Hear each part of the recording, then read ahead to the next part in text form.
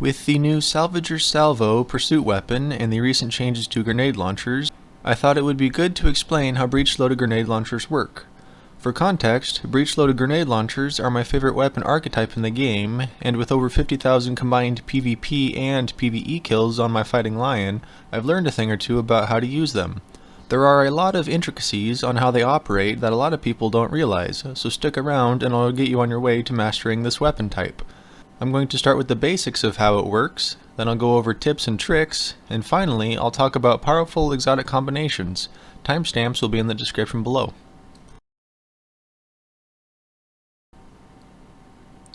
Now, the way that breech-loaded grenade launchers work is that you hold the trigger until you want it to explode, then release the trigger to detonate it. Destiny 2's grenade launchers are not the noob tube fire and forget grenade launchers of other games like Call of Duty and Star Wars Battlefront 2. If the grenade hits near an enemy and you don't release the trigger, the grenade will go sailing past them, doing damage to nothing but your own ego. Getting the timing and distance down is something that takes a lot of practice, so I suggest starting out in lower stakes environments like the Strike playlist. Enemies tend to not move around as much as they do in PvP, which will allow you to practice and get the remote detonation without having to worry about other things like positioning. Practice a lot, and eventually gauging the distances should become easier and start to make more sense. Be sure and practice with the grenade launcher you're going to be using the most though. Velocity plays a great role in getting the timing down, and some launchers have very different velocities. I learned by using the Fighting Lion exotic grenade launcher, which has one of the slowest projectile velocities in the game. When I finally got a Malicious Birthright, I was missing almost every shot with it because it had a much higher velocity than I was used to. I switched some of the perks around to lower the velocity and had much more success with it after that. Something that a lot of people do not realize is that there is a maximum safe time at which the grenade will not blow up after pulling the trigger. There is a fraction of a second when the grenade will not explode in order to protect the user from detonating their own round in their own face. If you release the trigger immediately after firing, the grenade will put itself on a timer and will not explode until either it hits something or the timer runs out. With the update that makes grenades explode on impact with enemies, you can now fire the weapon at point-blank ranges and use it more like a shotgun. Before the update, whenever you hit someone within the maximum safe time, it would often bounce off their bodies and back into the user, doing more damage to the user than the opponent. A mistake that I see a lot of new players make is aiming down the sights with breech-load grenade launchers. While I would absolutely recommend this for other weapons, do not do it with grenade launchers. It greatly narrows your field of view, removes the radar, and there's nothing to be gained by looking down the sights. A large part of using grenade launchers and learning to use them is the projectile arc indicator here. Once you get the hang of the distances and how long to hold the trigger, use these to help the grenades get more on target. Now, the higher the velocity stat is, the less projectile drop you'll initially experience. This is why it's important to practice first with the grenade launcher you want to become proficient in.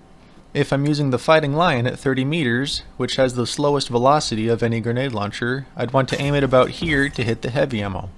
But, if I'm using a nearly maximum velocity or Wings Maul at 30 meters, I would put it here.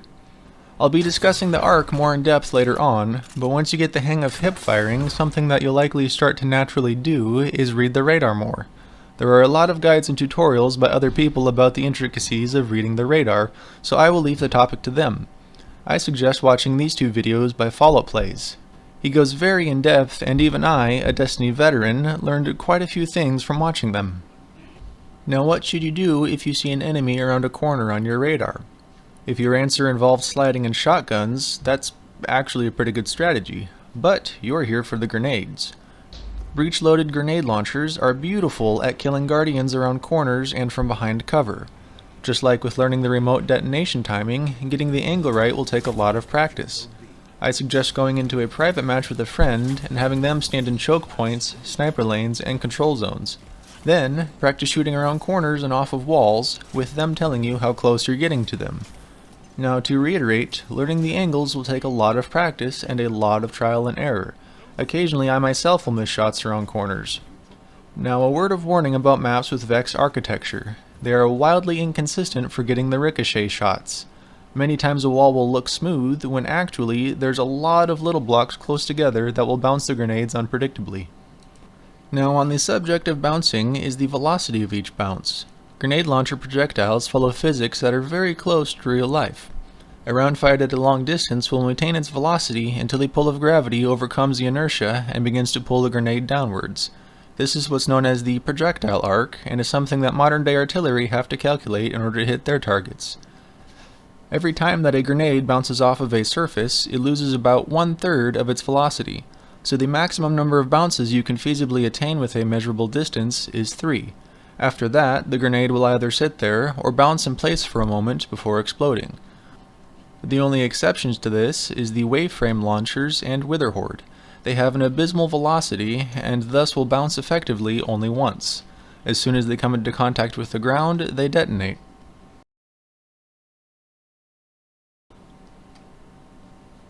Something that happens to everybody that uses breech-loaded grenade launchers is that you'll shoot a grenade at an enemy and it'll bounce between their legs.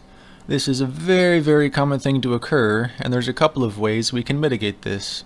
The first way is by being in the air. It's difficult to bounce grenades between their legs if their legs are hidden behind their heads. And if you're on the ground, a way that you can avoid this is to bounce the grenade off the ground in front of your opponent so that it goes up and into their center mass. The absolute greatest trick you can perform with a breech-load grenade launcher is to perform a manual reload. Normally to shoot, perform their detonation, then reload, it takes this long.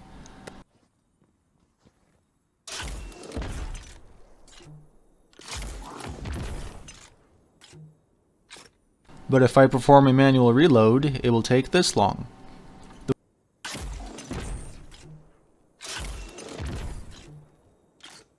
The way that you accomplish this is by pressing the reload button immediately after firing. Sometimes it can get a little bit finicky. If you are experiencing latency or miss the reload by a fraction of a second, it will not work properly. It takes some work at first to get the timing down, but eventually it can become a second nature to reload after firing. And to reiterate just how powerful the manual reload is, here's firing 2 shots normally versus firing 2 shots with manual reload.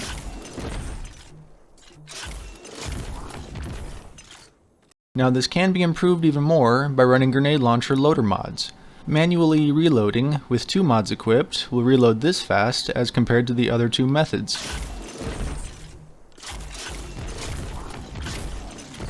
There is a really funny bug that can happen if you die while holding down the trigger on a grenade launcher. If the grenade strikes an opponent after you've died, it will kill them in one hit. My suspicions are that the game engine can't figure out where the grenade came from, because the source is dead, and so it gives the grenade damage numbers from heavy grenade launchers.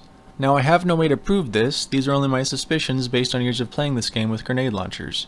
But it is always funny to see it happen. Now there are a lot of fun weapons and armors to pair with grenade launchers, so I will start with the weapons and move on to armor by class. Grenade launchers do a lot of burst damage and are meant to be paired with other weapons for a quick cleanup. For the mid-ranges, hand cannons and auto rifles are always a good option, especially the 120 RPM hand cannons, because landing one shot from each will kill guardians of any resilience. For shorter ranges, an SMG or a sidearm are always a lot of fun. And for all engagement ranges, bows are an excellent option. Currently, there are only 2 exotic breech-loaded grenade launchers in the game, Witherhoard and Fighting Lion. Witherhoard pairs well with most kinetic weapons, and is great for providing area denial in objective-based PvP, and burn damage for bosses in PvE. The Fighting Lion, in my opinion, is the greatest weapon in the game. Pairing it with literally any other weapon is a good choice. Because it uses primary ammunition, you can pair it with any special weapon in order to overpower everything. Shotguns pair nicely with it in Crucible, and a popular combo in the community is the Snipe Lion loadout, where one uses a kinetic sniper with it. I used it with a sniper rifle for the entire Deepstone Crypt raid and the first time I ran the Prophecy dungeon. I could spend hours and hours talking about how much I absolutely love this weapon, but I'm sure you'd like to see some exotic armors that go good with grenade launchers. Starting with the Hunters are the Mechaneer's Trick Sleeves and Lucky Pants. They give their respective weapons a large bonus to handling and ready speeds. The trick to using these effectively is that when you fire your grenade launcher then swap weapons while holding down the trigger, the act of swapping will activate your remote detonation. And if you continue holding down the trigger, as soon as the other weapon comes out, it will fire. As an example, here's what happens with the Lucky Pants and a 120 hand cannon.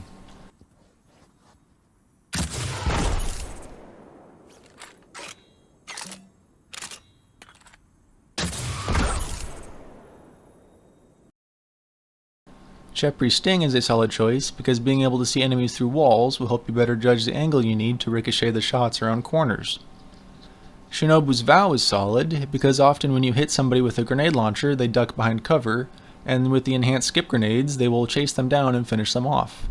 Dragon's Shadow is a favorite of mine because you can get 2 grenades off in quick succession without having to reload. And finally is the Stompies, because they will keep you in the air longer in order to rain down grenades on your enemies' heads. Now the Warlocks have a plethora of very good exotics to use with the grenade launchers. Since the majority of breech-loaded grenade launchers do void damage, Nezaric's Sin is amazing because void damage kills will increase your ability recharge rate. Variety's Brow can dominate in PvE because special weapon kills improve grenade damage and give grenade energy. Since grenade launchers do area damage, it's easy to get multi-kills to constantly have a grenade charged. Getaway Artist give the Arc Soul, and in PvP most Guardians will die to one shot from a grenade launcher and a burst or 2 from the Arc Soul. Ophidian Aspect is good with any weapon, so naturally it will make this list. And finally is the Transversive Steps and the Lunafaction Boots. The former reloads your weapon while sprinting, and the latter reloads your weapon faster while standing in a rift. Both of these are amazing options at getting multiple shots off quickly. And last but not least is the Titan's Exotic Armor. Ashen Wake works for the same reason that Shinobu's Vow works so well on Hunters. Getting a hit with a grenade launcher and following up with a fusion grenade is a quick and instant death for Guardians of any resilience. Lion Rampant will keep you hovering in the air for quite a long time so that you can get grenade launcher kills from on high. The Peacekeepers are an amazing exotic to pair with grenade launchers. Being able to almost instantly swap to and fire an SMG can be the deciding factor in many fights.